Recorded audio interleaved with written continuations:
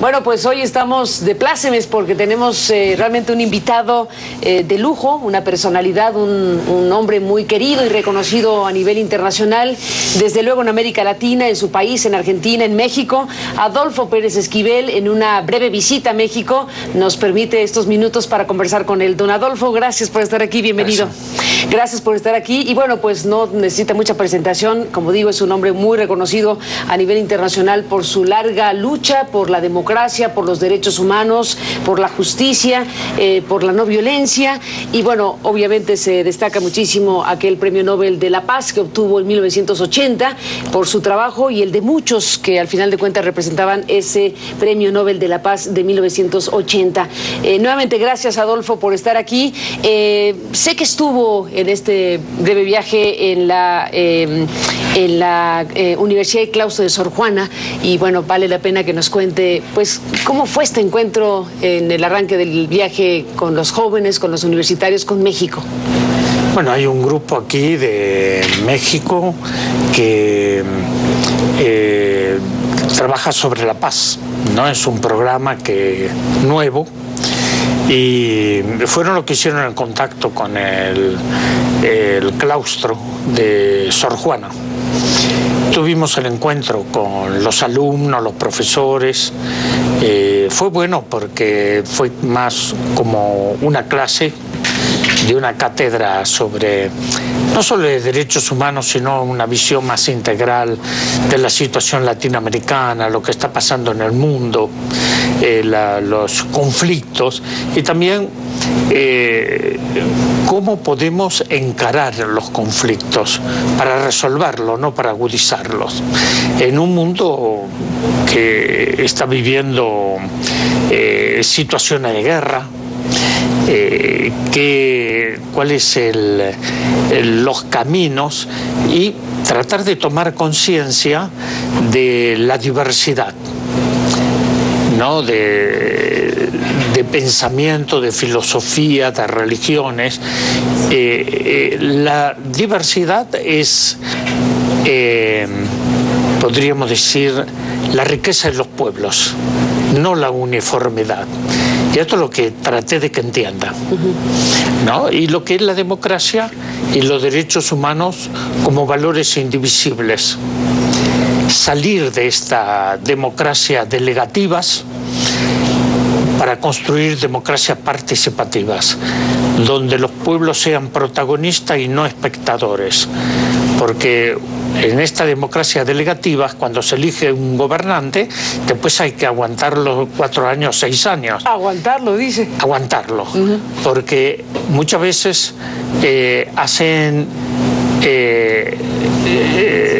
dicen cumplir una cosa y hacen todo lo contrario. No cumplen con el mandato que el pueblo le dio. El pueblo le delega el mandato para que lo represente, pero después termina haciendo cualquier cosa. El contraste, la comparación, la evolución de una América Latina de aquellos años de los regímenes dictatoriales a lo que hoy es América Latina. Hay cosas muy positivas en América Latina. Comenzaron a pensar en acuerdos regionales. El UNASUR, el Mercosur, el CELAC. Estos acuerdos, el Pacto Andino, la región andina. Creo que los países de América Latina tenemos que conocernos. No nos conocemos, porque hay una dominación cultural muy fuerte. Y esta dominación cultural, lógicamente, proviene de los Estados Unidos, que no son los únicos responsables, porque los gobiernos que están dominados, colonizados, lo aceptan. Este es el problema. Por ejemplo, los medios de comunicación. Las películas de los niños hasta los adultos, la violencia, la carga de violencia que tienen. Ahora, jóvenes que no tienen conciencia crítica absorben eso y actúan de acuerdo a eso. Entonces, por ejemplo, no se enseña la historia de los pueblos latinoamericanos.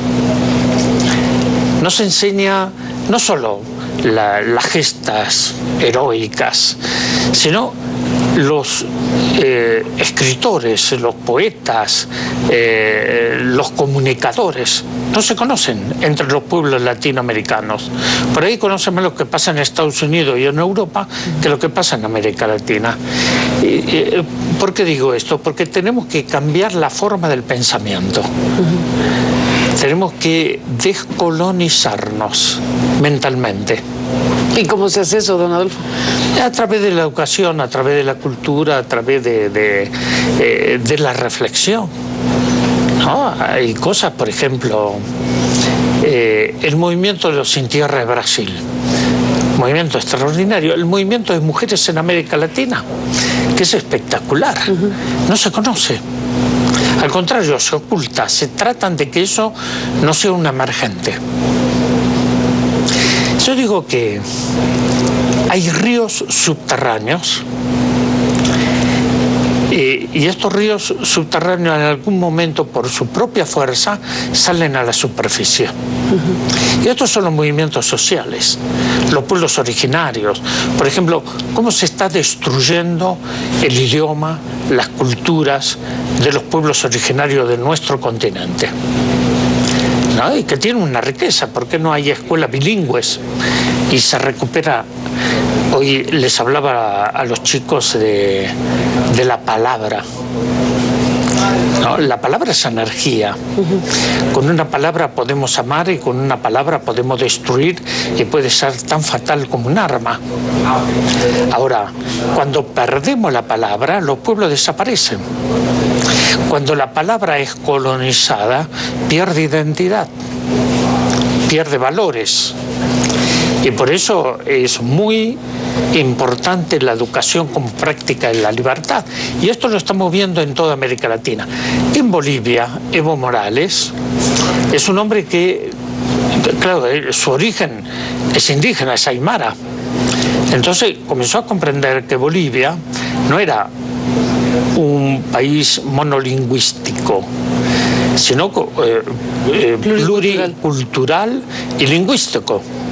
Y de ahí abrió los espacios de otra manera, ¿no? Pero en el resto de América Latina esto no ocurre, ¿no? Salvo comunidades indígenas, campesinas.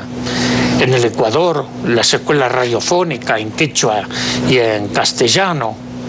Ahora, ¿por qué no se valorizan estas culturas? Aquí el quiché, ¿no? Los mayas. Por ahí veo que hay monumentos, hay cosas así, pero ¿qué pasa hoy con ellos? ¿No? Tuvo que surgir un subcomandante Marco en Chiapas para que se preste la atención a lo que estaban invisibilizados. Entonces, bueno, estos son los aspectos que si no cambiamos esto, no va a haber cambios en el continente. Por más que se hable de pacto, protocolo, de economía, hoy parece que el mundo está dominado por la economía. ¿Sabe que no se construyen templos? Se construyen bancos. Déjeme, don Adolfo, regresar después de la pausa y seguimos en esta conversación. Y bueno, retomo el hilo de la charla, incluso en el corte, cuando me hablaba de América Latina, de Venezuela, de Colombia. Le pregunto en términos generales, el estado de salud de la democracia en América Latina, ¿qué le parece? Vamos a hacer un pequeño recorrido. Venga, ¿no? Me parece bien. Aquí en México, vamos a comenzar por aquí. La situación de violencia social y estructural, la cuestión del narcotráfico, la violencia que se está desatando en muchos lugares. ¿Cuáles son las políticas públicas para esto? Porque el narcotráfico no es poner más policía, más control social, es un problema también de salud. Y tiene que ser encarado desde el punto de vista psicológico y médico. Y también el Estado tiene que tomar y generar políticas públicas para el control de todo eso. porque la droga se va extendiendo, los mercados internacionales no somos no solo de consumo, sino también de exportación de drogas, que está considerado un delito, ¿no? Hay países que ya han legalizado la marihuana, como el caso de Uruguay, otros países en Europa. Entonces, habría que repensar todo esto, como fue la ley del alcohol. O sea, usted dice legalizar. Habría que ver de qué forma, no así de cuajo y de simple, no, sino pensando con un análisis serio, sociológico, psicológico, económico también. Porque la droga siempre va unida a los conflictos armados. Esto lo hemos comprobado en América Latina. El caso de la guerra contra la revolución sandinista. ¿No? Toda la guerra de la contra fue pago por la CIA con la droga. Pero podríamos seguir hablando de mucho. El caso de Colombia. Por suerte ahora Colombia yo he trabajado mucho en Colombia, he sido el presidente del Tribunal de los Pueblos sobre las graves violaciones de derechos humanos de desplazados internos. Y Colombia tiene más de 6 millones de desplazados internos y cerca de 6 millones de personas fuera de Colombia. No es un drama, pero Colombia vota, elige su presidente, aparentemente es una democracia. ¿No? Ahora, hay acuerdos ahora de paz que ya lleva más de 2 años en La Habana. Y esperemos que esto llegue a la paz. A la paz, a una solución. Una solución política. ¿No? Pero después vemos el golpe de Estado en Honduras. Zelaya. Claro. El caso de Zelaya. Yo he hablado mucho con Zelaya. ¿No? Y ¿qué significó ese golpe de Estado en tiempos donde los golpes de Estado ya no estaban? Bueno, técnicamente se había agotado ese... Claro, pero eso sirvió para que Estados Unidos lleve más militares a la base militar de Polmarola, ¿no? Y entrar a difundir bases militares por todo el continente. El caso de Haití, que te lo comentaba fuera de micrófono. Sí. Haití. Es un drama, Haití. Pero es un drama enorme, de muerte, de terremoto, de persecuciones, de violaciones. Y hay militares en Panamá, bajo Naciones Unidas, la MINUSTA, que ya llevan 10 años... En Haití. En Haití, ya llevan 10 años y que no han resuelto el problema. Entonces, ¿hasta cuándo? Son tropas de ocupación, incluso hay tropas argentinas, hay tropas de Brasil, de Chile, de todos los países latinoamericanos, más Europa. Tuvieron una epidemia de cólera que los llevaron los soldados pakistaníes. 8 millones de muertos. Entonces, no, 8.000 muertos, no 8 millones. 8.000. 8.000, y muchos infestados. Entonces, ¿qué representa esto? Primero, para la salud de la democracia de América Latina, para el derecho de autodeterminación de los pueblos, el derecho a la soberanía, a su identidad. El caso de Cuba. ¿Con qué derecho Estados Unidos bloquea a Cuba durante más de 50 años con todas las resoluciones de Naciones Unidas en contra de Estados Unidos? Y Estados Unidos no escucha a las Naciones Unidas, únicamente cuando le conviene. Entonces dicen, es un país totalitario. No, ¿quién es el totalitario? Es Estados Unidos. Porque si a Cuba le hubiesen levantado el bloqueo y hubiese actuado en libertad, la situación sería otra. Pero hay imposiciones de intereses económicos, políticos. Y claro, Estados Unidos, Obama, otro premio Nobel, que yo le mandé una carta. No me diga. ¿Y qué le dijo premio Nobel a premio Nobel de la Paz? Claro. ¿Qué le dijo? Y se lo dije. Le digo, mira, me extrañó mucho que te hayan dado el premio Nobel, pero ahora que lo tienes, trabaja por la paz. Por lo menos cumple lo que prometiste en tu campaña electoral. ¿Y lo ha hecho? No. El caso de sacar las tropas de Irak, Afganistán, cerrar la cárcel de Guantánamo. Parar las torturas, nada de eso hizo. Ahora está en un problema serio con el regreso a Irak. Y esta situación tensísima. Déjeme, don Adolfo, hacer una pausa. Me gustaría su opinión sobre el tema, porque hace un momento, hablando de Cuba, usted dice Estados Unidos no hace caso de las Naciones Unidas salvo cuando le conviene. Vamos a plantearle, le propongo el tema de lo que está ocurriendo con una alianza internacional, la OTAN, el caso de este llamado Estado Islámico y una situación internacional, donde vamos a ver qué opina un hombre como usted. Volvemos. Muy bien.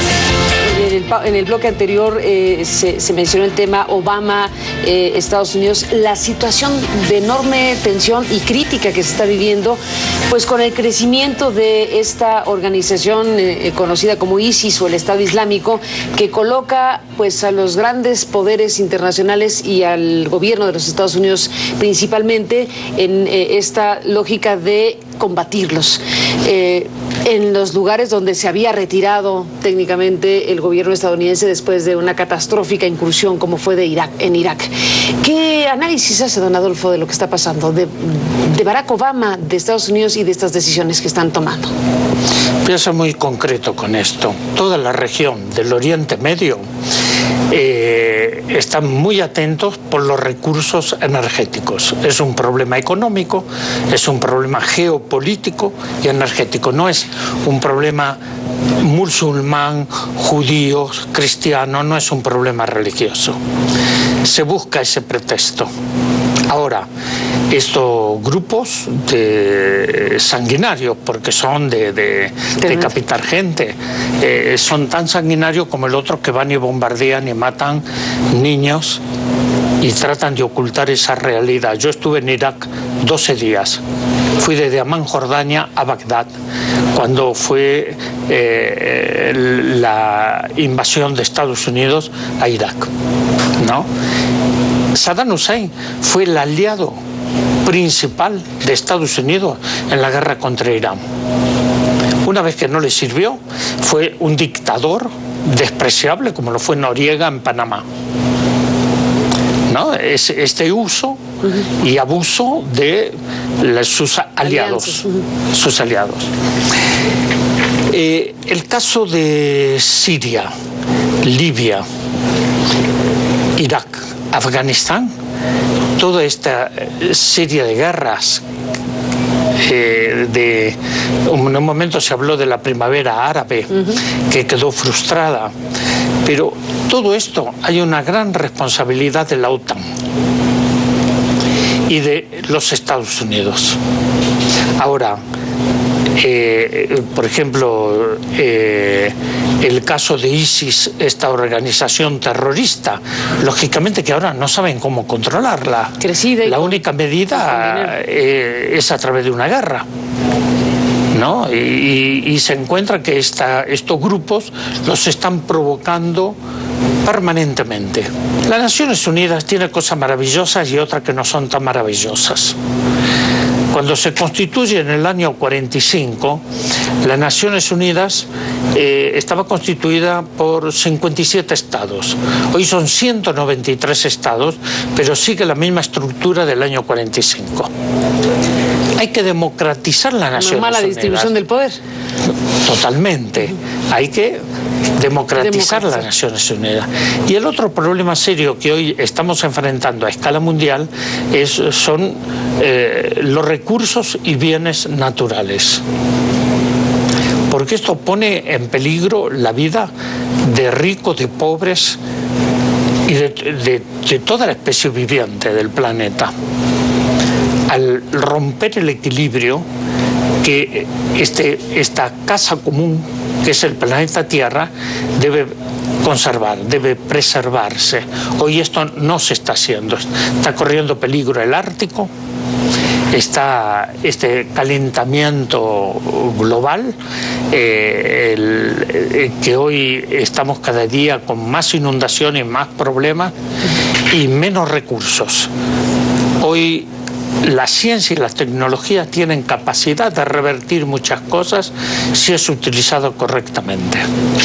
Don Adolfo Pérez Esquivel, se nos agotó el tiempo, lamentablemente, pero me quisiera despedir preguntándole sobre su país, sobre Argentina, que ha vivido y vive momentos muy intensos. Sí. ¿Qué pasa ahí? ¿Cuál es su radiografía rápida? Los grandes temas hoy. Los grandes temas hoy tenemos la deuda externa. Tremendo asunto. Que es la deuda eterna. No se habla de los fondos buitres, y yo no sé, porque hablan de dos fondos buitres, no sé si unos son vegetarianos y los otros son carnívoros. ¿Usted cree? No existe el problema. Entonces, lo que, claro, el gobierno actual ha generado mucha tensión, es un gobierno de confrontación, no es de diálogo. Entonces, por un lado, atiende algunas cosas y por el otro nos estamos encontrando en situaciones muy difíciles de violaciones de los derechos humanos. ¿Ah, sí? Te puedo decir, los pueblos originarios, represión a movimientos sociales. En este momento hay procesados 5 hermanos de la comunidad de Huichis, le quitan las tierras para entregarle a grandes empresas, el caso de petróleo. Se está haciendo acuerdos con Monsanto, con Chevron. Entonces, hablamos de la democracia y esto se hace a espaldas del pueblo. Entonces, y por el otro lado, es cierto, hay políticas sociales para tratar de atender las necesidades básicas de la gente más necesitada, pero estos son paliativos. No son correctivos que lleven a un desarrollo, y esto se utiliza como asistencialismo político. También proyectan hacia el exterior imágenes importantes y poderosas respecto a procesar delitos del pasado, ver juicios abiertos en contra de dictadores. Ese es un tema también que me gustaría un comentario suyo. No, eso está bien, y nosotros lo apoyamos totalmente. Claro, tuvimos que luchar para la nulidad de las leyes de impunidad. Es cierto que hoy hay juicios de los crímenes de lesa humanidad, pero el gobierno tiene una política de acotar los derechos humanos a la época de la dictadura, del 76 al 83. Ahí cierra. ¿Y lo demás? ¿Y los problemas ahora? ¿Y 2014? No. Y por eso que estamos con dificultades cuando tenemos que tratar con el gobierno las violaciones de los derechos humanos hoy. Gracias por estar aquí para conversar, gracias por compartir con nuestro público esas reflexiones y pensamientos. Gracias por estar aquí. Bien, gracias a ustedes. Gracias. Don Adolfo Pérez Esquivel, bienvenido a México, y bueno, pues que tenga una buena estancia en nuestro país. Corta, por cierto, pero le deseamos que esté bien. Gracias a don Adolfo Pérez Esquivel y a usted que nos permitió estar con usted esta noche. Pásela bien y lo esperamos mañana.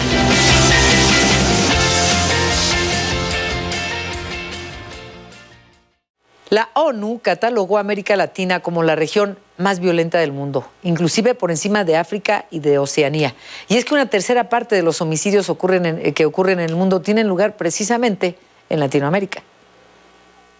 América Latina es la región más violenta y con más homicidios en el mundo, según la Organización de las Naciones Unidas. Un informe de esta organización señaló que en esta región se realizan 28.5 homicidios por cada 100.000 personas. África ocupa el segundo lugar, al registrar una tasa de 10.9, mientras que Oceanía y Europa se situaron en el nivel más bajo, con 3.8. El documento también señala que de los 475.000 asesinatos registrados en 2012, más de la tercera parte ocurrieron en América Latina. También se informó que el homicidio es la tercera causa de muerte en hombres entre 15 y 44 años. Mientras que una tercera parte de todas las mujeres del mundo han sufrido abusos físicos o sexuales a manos de sus parejas. Además, una cuarta parte de todos los niños sufrieron abusos físicos y 1 de cada 5 niñas ha padecido abuso sexual. Las agencias de la ONU pidieron a los gobiernos implementar urgentemente medidas de prevención de la violencia para reducir el número de víctimas.